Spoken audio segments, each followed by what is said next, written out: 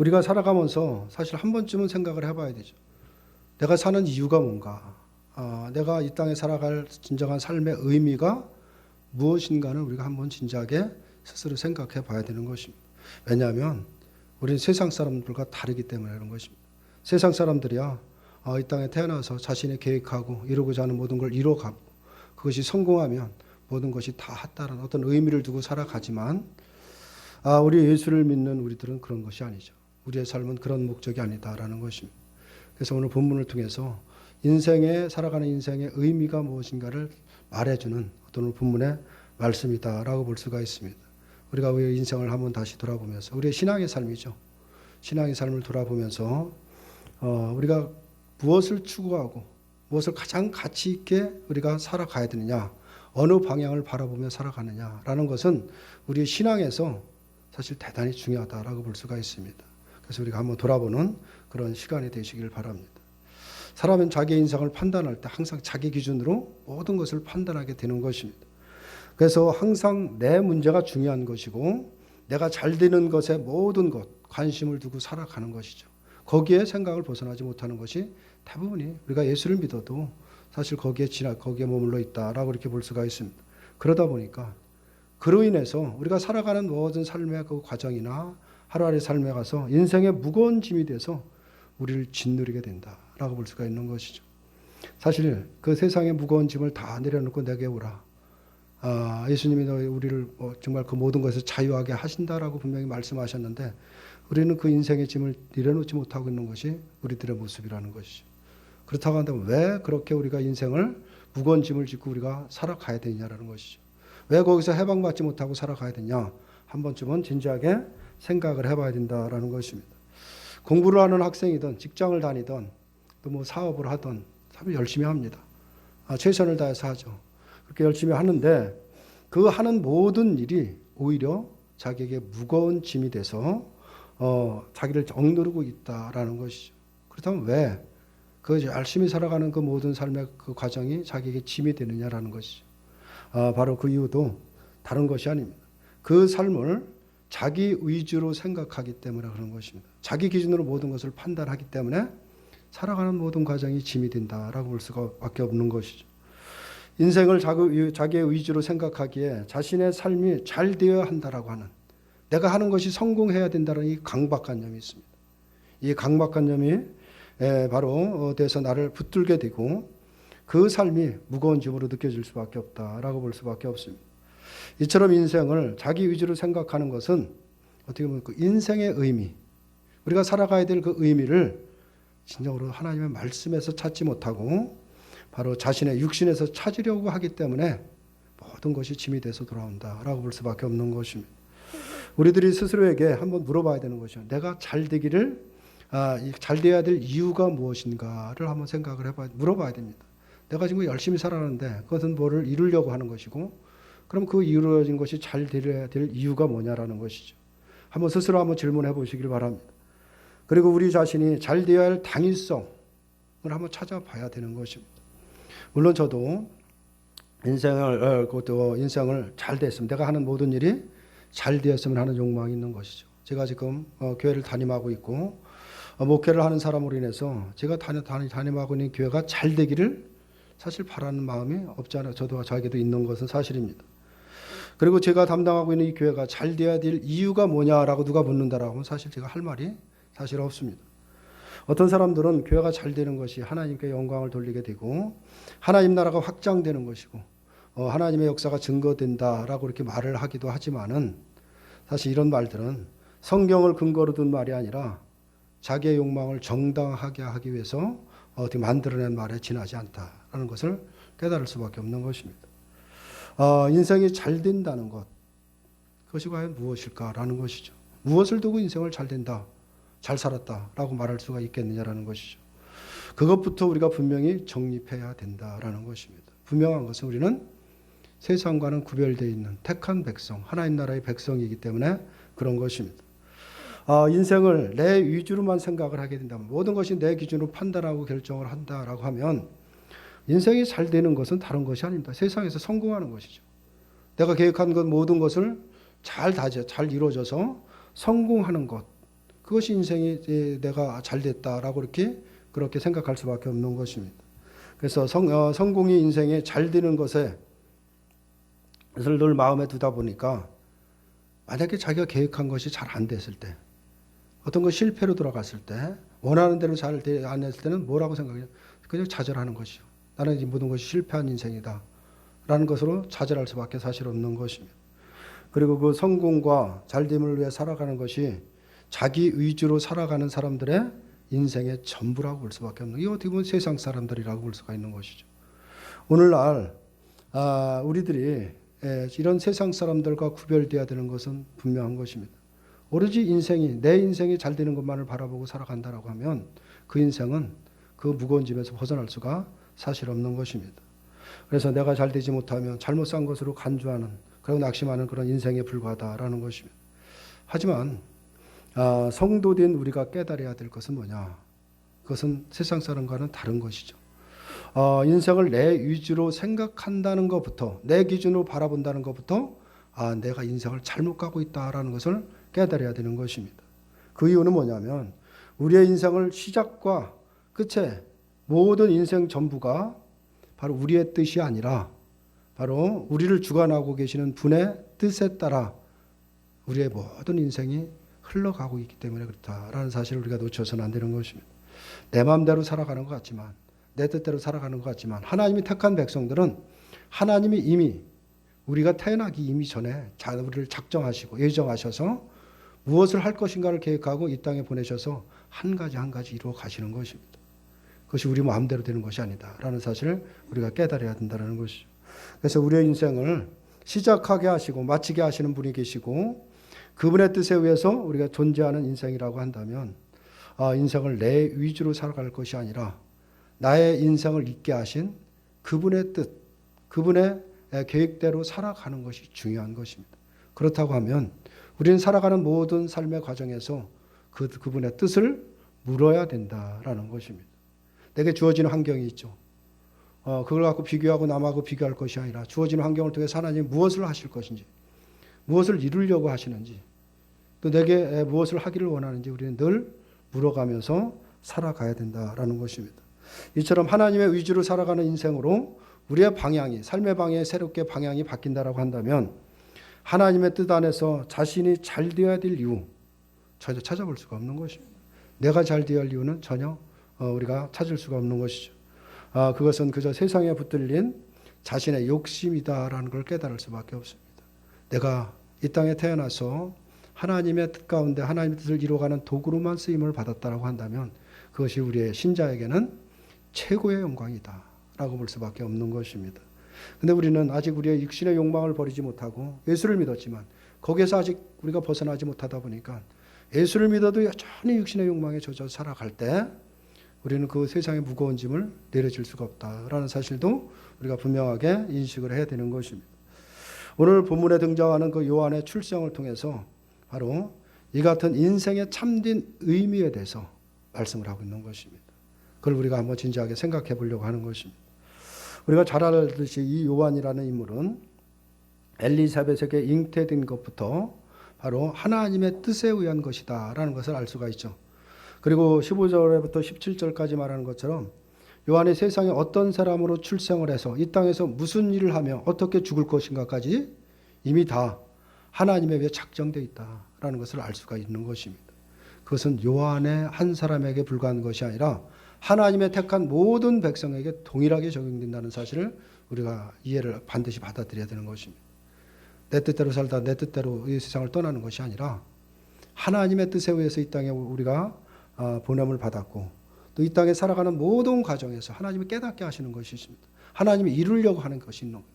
그것을 다 완성이 됐을 때 결국 하나님의 뜻에 의해서 우리를 데려간다라는 사실을 우리가 기억해야 됩니다.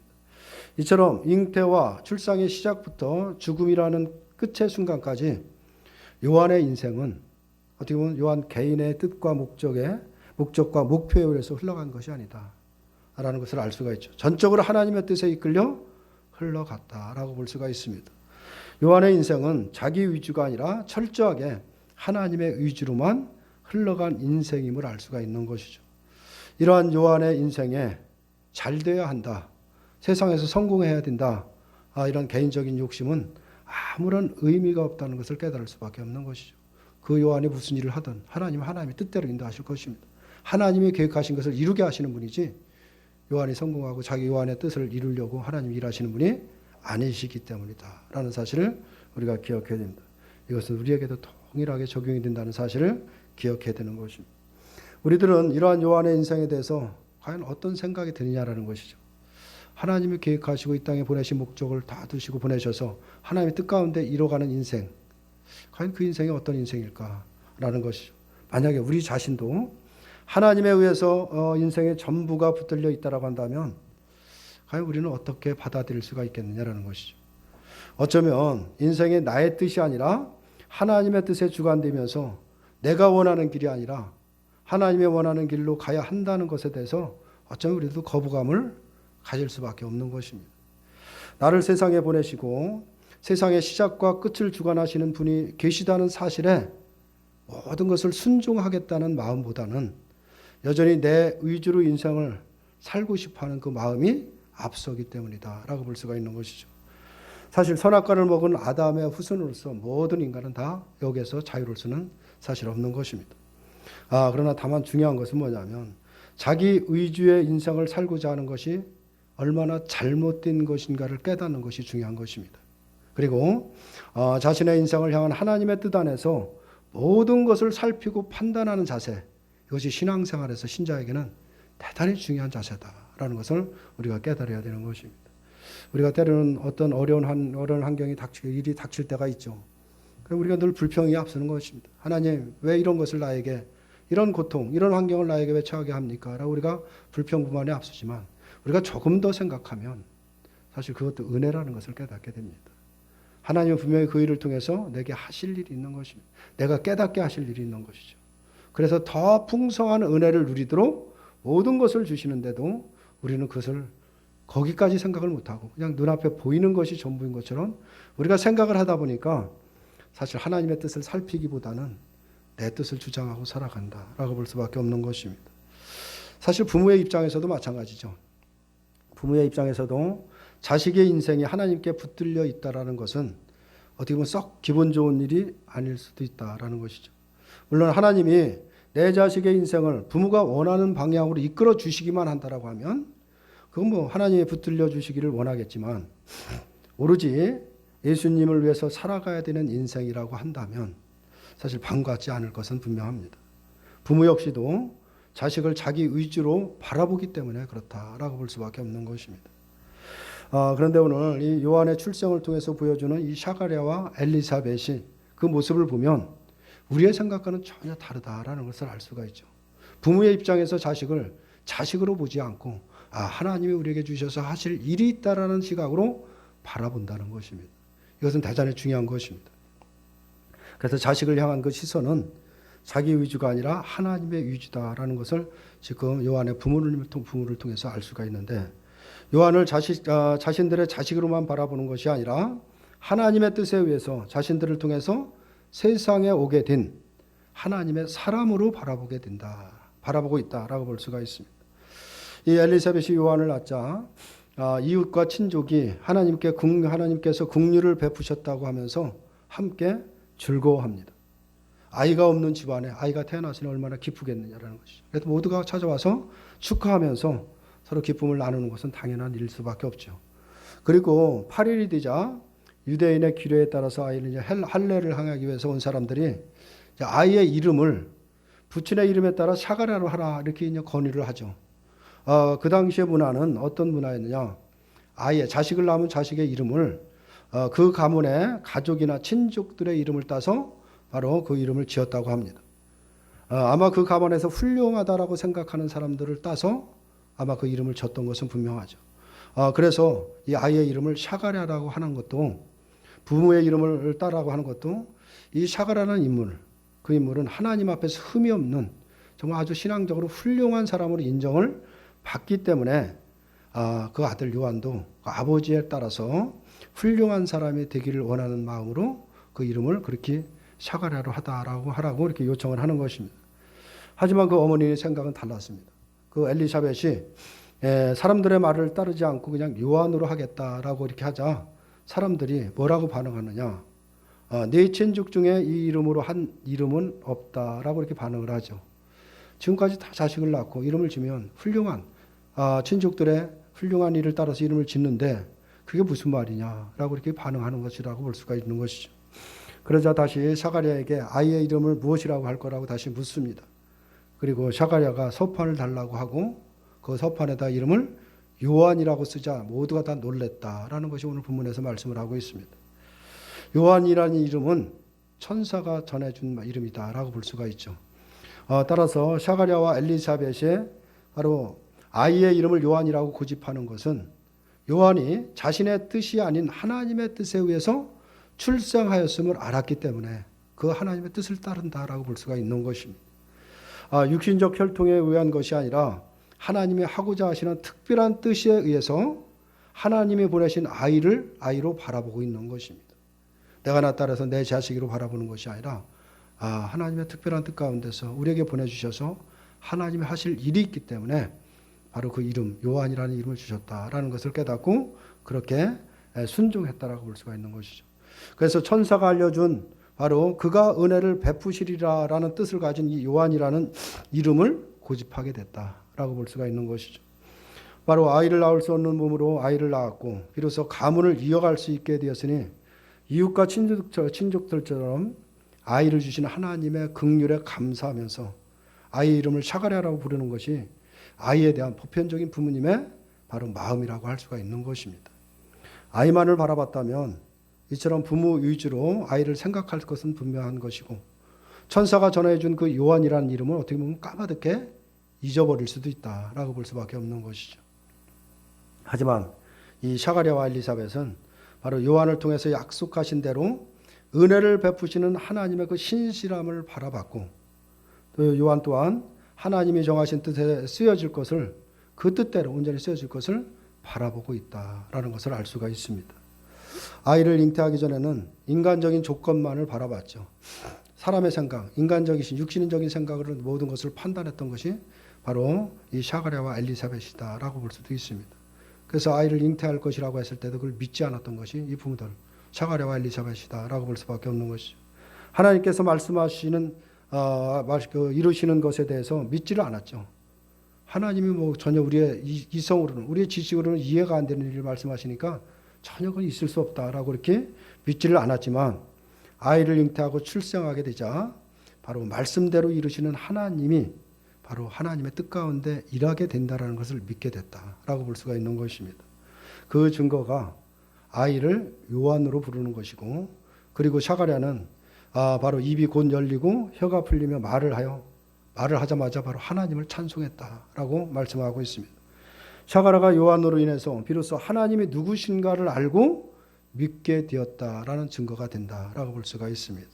그전에는 육신의 생각, 내 생각이 앞섰는데 아이를 잉태하고 출산하고 나보니까 하나님은 어떤 분이신지를 아는 것입니다. 하나님은 말씀하시고 말씀대로 이루시는 분이라는 것을 온전히 믿게 됐다라고 볼 수가 있습니다. 이런 일들은 사실은 우리들은 성경에 나오는 한 인물의 이야기처럼 우리가 늘 받아들이게 됩니다. 그러나 사실 요한의 이 한 사람의 이야기가 아니라 하나님이 택한 모든 백성들에게 모두가 똑같이 적용되는 말씀이라는 것을 우리가 기억해야 됩니다. 하나님은 우리를 택하시고 우리를 이 땅에 보내셔서 이 땅에서 우리가 살아가는 모든 과정 하나하나를 우연히 이뤄가는 일이 아닌 것입니다. 하나님의 계획 가운데 각각의 개인의 계획 가운데 이뤄가고 있다는 사실을 우리가 놓쳐서는 안 되는 것입니다. 그렇기 때문에 우리가 한시도 우리의 삶을 소홀히 할 수가 없는 것입니다. 그냥 우리가 허투루 그냥 버려야 될 시간도 없다라는 것을 우리가 분명히 깨달아야 되는 것입니다. 그래서 이 요한의 이름을 사가랴라고 지으라고 하는 사람들은 바로 요한이 하나님의 계획 가운데 있음을 전혀 생각하지 못했죠. 그냥 어떻게 하나님이 그냥 이 가정을 축복해서 우연히 그냥 아이를 주셨다 이 생각만 하고 있는 것입니다. 다만 아이 없는 집안에 기적적으로 태어난 소중한 아이로만 바라보면서 그냥 훌륭하게 되기를 바랄 뿐이다라고 볼 수밖에 없죠. 부모 역시도 태어난 자식을 바라보면서 넌 장차 큰 일을 하는 훌륭한 사람이 되어다라고 하면서 부모로서의 기대와 꿈을 갖는 것이 부모의 입장에서도 당연한 것입니다. 그리고 그 자신의 기대와 꿈을 하나님께서 이루어 주기를 우리가 간절히 기도하고 또 원하는 것이죠. 이것이 바로 인생을 자기 위주로 생각하는 사람들이다라는 것을 말씀하고 있는 것입니다. 말을 하게 된 사가랴가 하나님을 찬양하는데 지금 보니까 먼저 찬양하는 모습이 어떤 모습이냐면 우리 자식이 없는 우리에게 하나님이 긍휼을 베푸셔서 자식을 주셔서 감사합니다라고 찬양하는 것이 아닙니다. 찬양이 다르다는 것을 알 수가 있죠. 바로 하나님의 백성을 속량하기 위해서 구원의 뿔을 다윗의 집에 일으키실 이를 찬송하고 있다라는 것을 알 수가 있는 것입니다. 사가랴는 바로 이 마리아의 잉태가 자신들을 구원하실 바로 구원의 뿔을 보내주시기 위해서 하나님의 이름을 알았던 것입니다. 왜 마리아가 잉태가 됐느냐? 바로 그것은 하나님이 바로 우리들을 구원하시기 위해서 바로 그 메시아를 바로 예수 그리스도를 보내실 것을 이미 알고 그것을 찬양하고 있다는 사실을 우리가 기억해야 됩니다. 그것은 아브라함에게 하신 하나님의 언약을 이루시는 이름을 알았다라고 볼 수가 있는 것이죠. 그래서 신실하신 하나님이라고 하는 것입니다. 아브라함에게 약속한 그 언약이 하나도 빠짐없이 신실하게 이루시는 그 하나님을 찬양하고 있다라고 볼 수가 있는데, 그래서 67절에 보면 그렇게 말씀을 하고 있죠. 그 붓진 사가랴가 성령의 충만함을 받아 예언하여 이르되라고 이렇게 말씀하시죠. 성령의 충만을 받아 예언을 지금 말씀을 하고 있는, 되어질 일을 지금 말씀하고 있다라고 볼 수가 있는데, 이처럼 성령이 임한 사가랴는 아이의 미래에 대한 예언을 바로 주를 보내셔서 자기 백성을 구원하고자 하는 하나님의 뜻과 계획이라는 시각에서 지금 바라보면서 아이에 대한 예언을 하고 있다라고 볼 수가 있습니다. 그래서 요한에 대해서도 주의 백성에게 제사함으로 말미암는 구원을 알게 하기 위해 바로 보냄받은 것으로 예언을 하고 있는 것입니다. 그래서 바로 요한을 통해서 예수 그리스도가 오시기 전에 그 길을 예배하도록 바로 구원자가 오도록 하시는 그 일을 감당하기 위해서 보내셨다라는 것을 말씀을 하고 있는데, 그렇기 때문에 사가랴의 찬양에는 아이에 대한 부모의 꿈과 기대는 전혀 없다라는 것을 알 수가 있죠. 인간적인 꿈과 인간적인 기대는 전혀 없는 것입니다. 아이가 자신의 기대하는 대로 자라가는 것이 아니라 하나님의 뜻과 계획 안에서 자라갈 것임을 믿었기 때문이다라고 볼 수가 있는 것이죠. 그 하나님은 신실하게 바로 요한을 통해서 우리의 구원자로 오실 그 메시아를 예비할 것이라는 것을 분명히 믿고 있었다라고 볼 수가 있습니다. 사가랴는 자신이 벙어리가 되고 다시 말하게 되는 것을 경험하면서 하나님께서 주관하시는 인생임을 알았던 것입니다. 내 인생도 내 마음대로 사는 것이 아니다 라는 걸 깨달은 것이죠. 나의 모든 인생에서 하나님의 주권하에 하나님이 주관하고 계시다라는 것을 알았던 것입니다.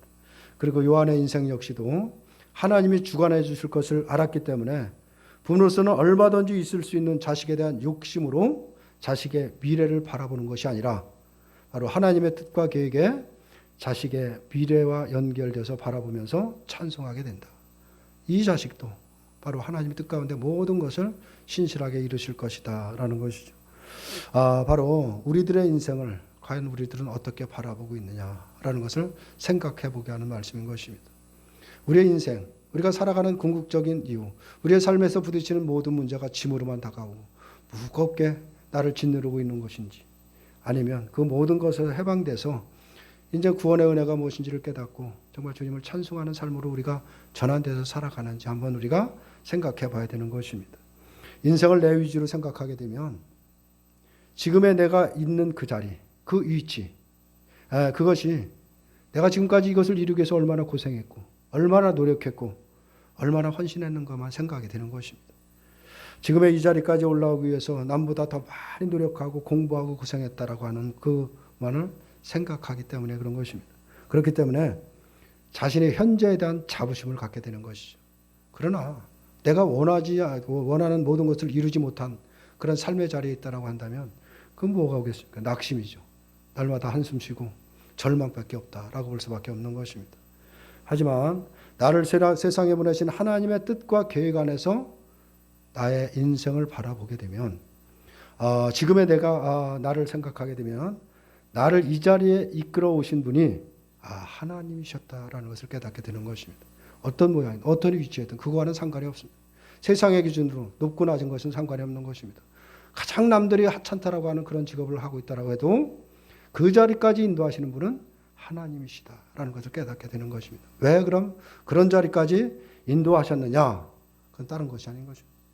구원의 불이 되신 예수 그리스도를 통해서 내가 얼마나 큰 은혜를 입었는지, 내가 이 구원을 받았다는 이 은혜가 얼마나 큰 것인지, 하나님의 사랑과 은총이 얼마나 큰 것인가를 깨닫도록 하기 위해서 지금까지 나를 인도하셨다라는 것을 깨닫게 되는 것입니다. 그가 바로 하나님을 기준해서 내 인생을 바라보는 자다라는 것을 우리가 기억해야 됩니다. 그럴 때 우리의 직업과는 관계없이 무슨 일을 하던가는 관계없이 환경과는 관계없이 말할 수 없는 은혜가 나를 주장하는 것입니다. 그 은혜가 나를 주장할 때 세상의 짐은 짐이 되지 않는 것입니다. 환경의 무게는 무게가 되지 않는다라는 사실을 우리가 기억해야 됩니다. 지금 내가 어떤 자리에 올라와 있느냐를 자신을 평가하는 것이 아니라 예수님의 용서를 아는 사람으로서 바로 이 세상에 머무르고 있다라는 것, 그거 하나만으로도 정말 우리가 얼마나 내가 축복을 받은 자인지를 깨닫게 됨으로 인해서 하나님이 내게 일하셨음을 고백하고 모든 일에 하나님을 감사하고 찬양할 수밖에 없다라는 것입니다. 이것이 바로 인생을 하나님의 위주로 하나님의 시각으로 바라보는 것이다 라고 볼 수가 있습니다. 이처럼 인생을 하나님의 위주로 생각한다면 인생의 짐이 되지 않는다. 어떤 것도 짐이 되지 않는 것입니다. 어떤 환경에서도 우리가 거기에 매여 종속되지 않는 것입니다. 그래서 예수를 믿는 자는, 은혜가 임한 자는 모든 것에 자유롭다라고 말씀을 하고 있는 것입니다. 왜냐하면 내가 남들이 정말 저렇게 어떻게 사나라고 싶어도 그 마음 가운데 은혜가 임하기 때문에 그것도 기쁨으로 감당하고 넉넉하게 감당하면서 주님을 찬송하며 살아가는 것입니다. 그래서 그런 사람들을 세상이 감당하지 못한다라고 말하고 있는 것입니다. 그들이 누구냐? 우리가 예수를 믿고 우리가 신앙생활은 바로 우리들이라는 것입니다. 그런 은혜가 우리에게 임할 때 우리는 어떤 것에도 구속되지 않고 자유롭게 살아갈 수 있는 인생이라는 것을 우리가 기억해야 됩니다. 남보다 못한 인생은 없는 것입니다. 중요한 것은 예수님의 제사함을 아는 것입니다. 예수님을 통해서 하나님의 사랑이 내게 어떻게 임했는지 이것을 우리가 깨닫는 것, 이것은 우리 신앙에서 대단히 중요하다라고 볼 수밖에 없는 것입니다. 그래서 인생은 구원에 불러오신 예수님으로 인해서 그 가치가 평가되는 것이지 세상의 기준에서 평가되는 것이 아니다라는 것입니다. 세상에서 아무리 성공을 하고 세상 모든 사람이 존경을 받고 우러러보는 그런 위치와 그런 힘을 가졌다라고 할지라도 예수를 물으면 주님의 은혜를 입지 못하면 그건 한순간 있다 사라질 영원히 고통받고 저주받을 인생에 불과하다라는 사실을 우리가 기억해야 됩니다. 그래서 예수님을 알고 예수님의 용서의 은총을 아는 것이 우리를 향하신 하나님의 뜻이라고 한다면 우리의 인생 또한 이러한 뜻을 기준으로 해서 무엇이 잘 됐는지 무엇이 잘못됐는지를 우리가 물어야 되는 것입니다. 세상의 어떤 환경이나 세상의 기준을 갖고 우리가 판가름될 존재들이 아니다라는 사실을 우리가 기억해야 됩니다.